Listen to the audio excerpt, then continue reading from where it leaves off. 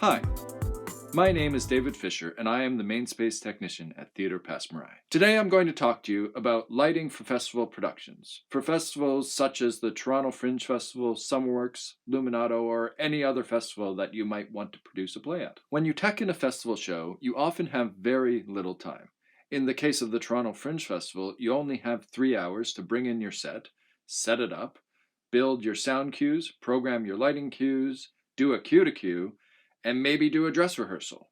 Maybe. In my experience, the thing that often takes the most amount of time is your lighting. The best way to speed up that process is being prepared and knowing how to get your lighting cues programmed. Now, the easiest way to do that is to hire an experienced lighting designer. But in festival situations, usually budgets are pretty tight and you might not be able to afford a lighting designer. In that case, you are the lighting designer. If you are the lighting designer, you need to know how to make a lighting design. The first thing that you need to do is go through your script and determine exactly what lighting cues your show needs.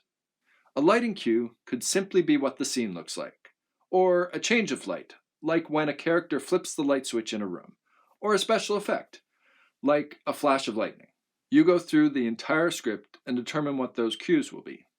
Then you number them, 1, 2, 3, and so on. After that, you need to determine exactly what those cues will look like on stage. To simplify it, lighting should do 4 things. It should convey setting.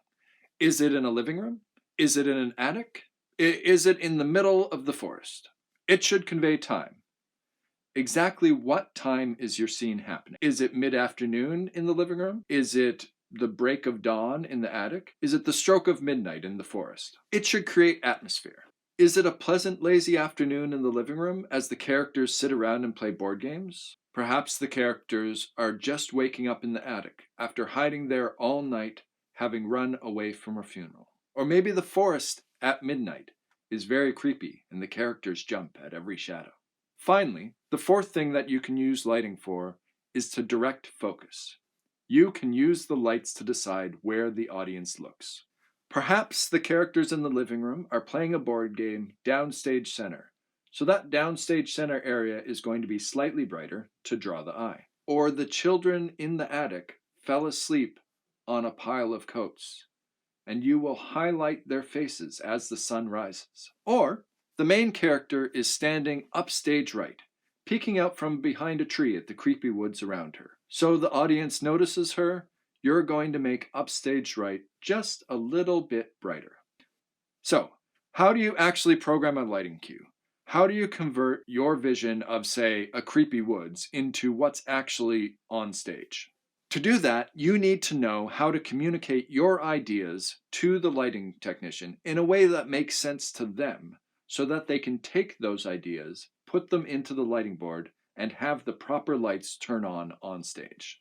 To begin with, at a festival, one of the hard parts of lighting design is already done for you. You don't need to make a lighting plot. When you walk into the room, all of the lights are already in the air. You might get to hang one light as a special to create a special effect that is unique to your show. But other than that, all of the lights are already there. But how do you know where all those lights are and what they do? For that, you need a magic sheet. A magic sheet is a document that tells you what all of the lights in the lighting plot do and what their corresponding channel number is. Those channel numbers are very important because they are what you use to get your vision into the lighting board. So how do you do that? How do you talk to the technician and get them to program your show? The ideal situation is where you basically say the exact key presses that the technician presses on the lighting board. Now, the board at Passe Muraille is an ETC ion, but what I'm going to tell you is pretty universal. Here's a few important buttons that are on the lighting board. At, and, through, full, out, record, time. You don't need to remember all of those now. Just keep them in mind as I walk you through how to call channel levels and record cues. So each channel is a specific light that you can turn on to any level or percentage. Let's say, as an example, the channel 6 is the far upstage right front light, and I wanted to bring that up at half of its intensity. I would say channel 6 at 50. That's it. Now, it's important that you actually say those words as opposed to something like channel 6 to 50. That can create confusion because the word to sounds like the number 2. So a technician might press 6 and then the number 2 because they think maybe you're trying to tell them to do something to 62. And any confusion that you create in the technician's mind slows down the process. You don't want them trying to interpret what you're saying. You want them to just do what you're saying as instantly as possible. Now let's say all of the front lights are channels 1 through 10, and you want to bring all of them up at 50. You're not going to say channel 1 at 50, channel 2 at 50, channel 3 at 50, and so on. You can just simply say channel 1 through 10 at 50, which saves a whole lot of time than going through all of them one by one. I'll give you an example of how to program an entire cue. Let's say cue 1, the first cue the audience sees as they walk into the theater. We'll make it the spooky forest that I was talking about before, with the character standing upstage right. I would sit next to the technician and say, channel 6 at 50, channel 91 through 93 at 30, channel 71 and 72 at 30, channel 500 at 80. Record cue 1. And that's cue 1. In this example, I turned on the warm upstage right front light, channel 6, to 50%, then the blue backlights, channels 91 to 93, at 30%, and then a leaf breakup gobo, channels 71 and 72, to 30%. Finally, I turned on channel 500 to 80%. Channel 500 is the house lights. The audience needs to be able to see as they walk into the theater, so we have to turn the house lights on. And then I recorded cue 1 by saying record cue 1. And that's how you record a cue. I just built an entire cue right there. Now, how did I know where all these channels came from and what they did? I looked at the magic sheet. Now, normally, when you record a cue, you specify how quickly or slowly it transitions from the previous cue into the cue that you're recording. But in the example that we gave, we were recording the walk-in cue. So the audience is never going to see that cue come up on stage. It will already be there when they first walk through the doors. But let's say we wanted to record a house to half.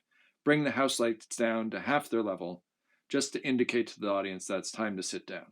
In that situation, basically right after I had said record cue 1, I would then say channel 500 at 40, record cue 2, time 10.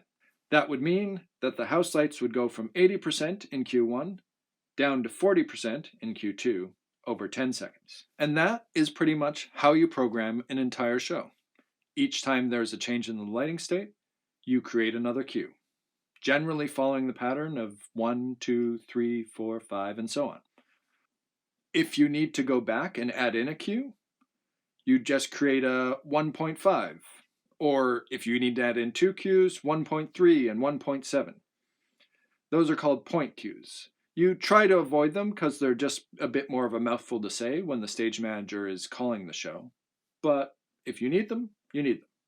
Before starting your tech time, you should have made a list of all of your cues just by going through the script. When you walk into the theater and the technician asks you how many cues your show has, you should be able to tell them. Also, when you're going through the script, you should keep an eye out for repeat lighting looks. If cue 5 is the same as cue 10 and also the same as cue 15, you can record all of those at once by just saying record 5 and 10 and 15, which can save you a lot of time. As you're going through your script, figuring out where you want to put your cues, you should also be looking at the magic sheet to determine what lights you want to use in each cue. The more work and planning you do outside of the theater, the faster the work you do in the theater will be, which means it's more likely that you might get to do a whole cue to cue or even a dress rehearsal. And that is a simple primer on how to do lighting for a festival show. There's much more complicated things you can do with lighting, for sure, but usually when you're doing a festival, you won't have time to do it anyway. My name is David Fisher. I'm the Mainspace technician at Theater Passe, Muraille, and I hope to see you in the theater soon. On stage, in the audience, or in the booth.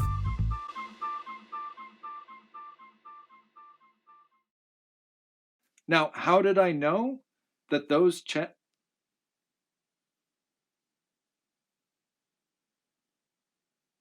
Well, that's a problem.